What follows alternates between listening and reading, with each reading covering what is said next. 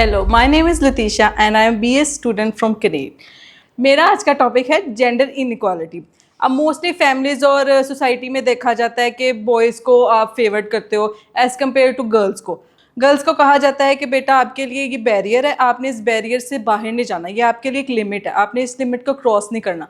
Boys के लिए सब कुछ अलाउड होता है, वो बाहर घूमने फिरने जा सकते हैं, अपनी पसंद का कुछ भी कर सकते हैं, लेट नाइट आ सकते हैं, अपने लिए मैरिज चूज़ कर सकते हैं। पर गर्ल्स के लिए no resources, no attention, no opportunities, nothing.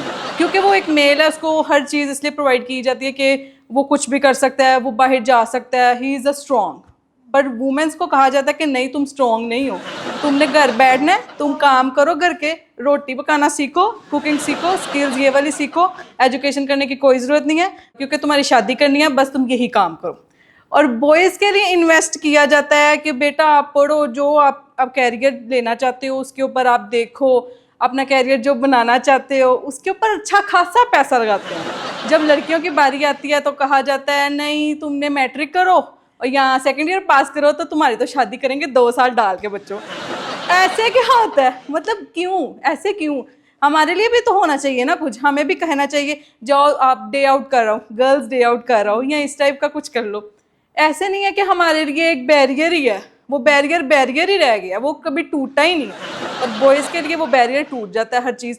अगर देखा जाए एजुकेशन में तो उनके लिए ज़्यादा वो सपोर्टिव होते हैं और वुमेन्स के लिए नहीं। शादियों में देखा जाए तो लव मैरिज भी उसको अलाउड होती है एज, और गर्ल्स को कहा जाता है अरेंज मैरिज में ही रहना है तुमने, हमारी इज्जत है, इज्जत ख़राब करोगी और तुमने सिर्फ अरेंज मैरिज करना है और हमारे मतलब। और मोस्टली पाकिस्तान में अरेंज मैरिज में ही डाइवोर्सेस होते हैं, ऐसे ही होता है।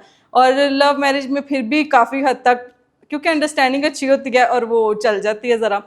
तो कहने का मकसद यही है कि इक्वालिटी होनी चाहिए हर चीज़ में। ज़रूरी नहीं कि आप कहो अब बॉयज़ हैं वो कुछ भी कर सकते हैं, गर्ल्स कुछ नहीं कर सकती।